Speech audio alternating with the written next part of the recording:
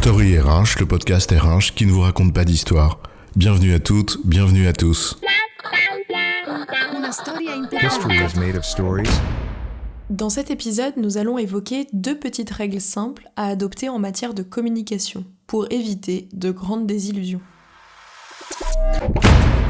Communiquer, convaincre, persuader, comment te dire ? Moi, je suis le sachant, le prof, l'expert, le chef. Alors autant te dire que tu vas m'écouter sagement de bout en bout, bien attentivement, en prenant des notes. Ainsi, tu seras instruite et tu me remercieras. Oui, chef, tu as raison, chef. Mais ton argument d'autorité, tu sais où je me le mets ? D'abord, pendant que tu péroreras comme un coq sur ton tas de fumier, moi, je serai sur mon smartphone et je t'écouterai que d'une oreille très distante. Je vous demande de vous arrêter, comme avait tenté le Premier ministre Édouard Balladur pour faire taire les sifflets, quand il annonçait les résultats du premier tour de la présidentielle en 95. Ouais, chef, mais j'étais pas née. Comme quoi, l'autorité, ça ne marche pas toujours. Communiquer est un art bien difficile, semé d'embûches. Mais on va tenter d'en éviter quelques-unes. Alors, 2 petites règles de communication, c'est quoi l'histoire ? Tu m'emmerdes, tu m'emmerdes, tu m'emmerdes, tu m'emmerdes. Qu'est-ce que tu m'emmerdes ? Je t'aime bien quand même, mais qu'est-ce que tu m'emmerdes ? Oh, il m'a dit qu'il m'aimait bien. Voilà, tout est dit, et vous avez compris. Ce que le destinataire retient de ce que vous dites n'est pas exactement ce que vous aviez dit. C'est là l'une des premières évidences. L'information se perd en cours de route au fur et à mesure qu'elle s'y promène. Et il y a au moins 3 sources de déperdition. D'abord, ce qui est lié à moi, l'émetteur. Ce que je dis n'est pas la traduction conforme et audible de ce que je veux dire.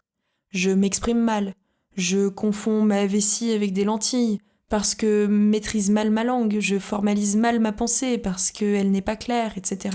On dit prendre des vessies pour des lanternes. Enfin bon, chef, hein. Bref, on avait compris quand même. L'émetteur est lui-même source de déperdition d'informations et d'altération du message. La deuxième raison vient du système qui achemine cette information déjà biaisée à tes destinataires. Je te donne un exemple. Tu es à la messe, le sermon du curé que tu entends par vagues au fond de l'église, parce que c'est un vieux système d'audio pourri et que le curé balade son micro devant son nez, comme les enfants de chœur agitent un encensoir. Bon, moi, à la messe, comment te dire, c'est un peu le mariage de la carte et du machin.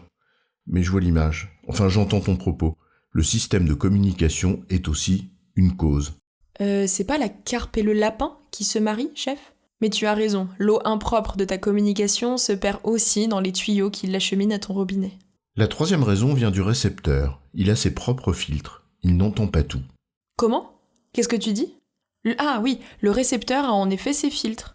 Cela peut être des filtres acoustiques, s'il entend mal en effet, mais au sens plus large, il a ses biais de compréhension. Il parle mal la langue que tu emploies, etc. Il y en a plein. Tu veux dire que l'expert ferait bien de ne pas utiliser un langage d'expert s'il veut être compris, de profane ? Pas con, en effet. Il y a donc en substance 3 raisons pour lesquelles le récepteur ne reçoit pas tout ce que l'émetteur veut dire. 1. Les pertes d'informations dues à l'émetteur. 2. Les pertes d'informations dues au système de communication. Et 3. Les pertes d'informations dues au récepteur.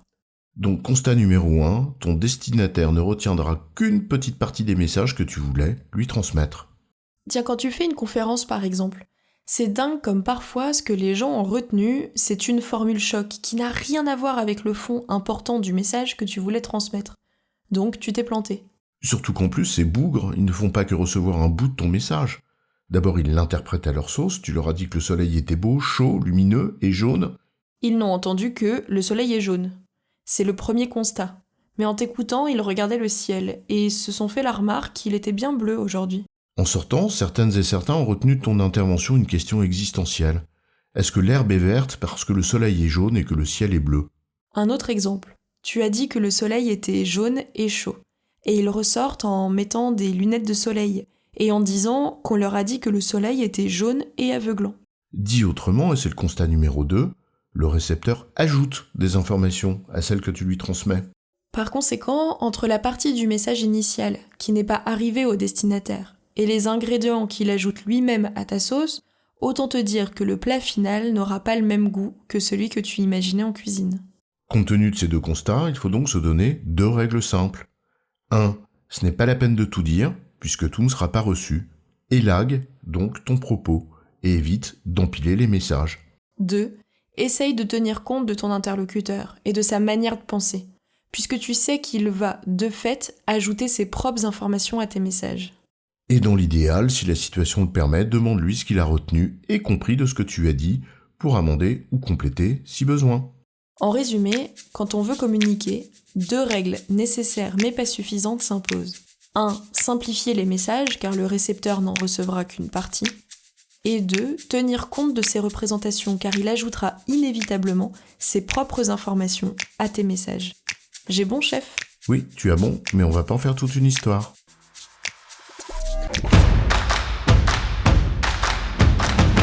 Story RH, le podcast RH qui ne vous raconte pas d'histoire. Retrouvez tous les épisodes sur storyrh.fr.